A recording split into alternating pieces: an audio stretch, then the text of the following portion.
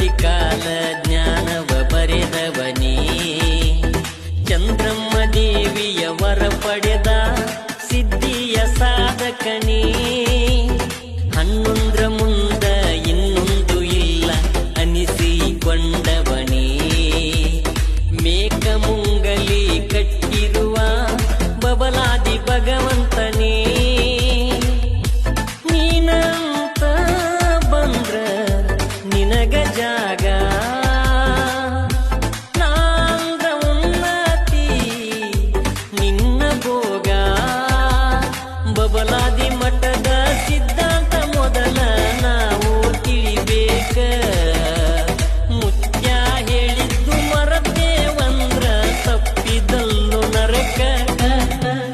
ಬಬಲಾದಿಯ ಭಗವಂತನೇ ಜ್ಯೋತಿಯು ನೀನೇ ಜಗಕೀರ್ತಿಯು ನೀನೇ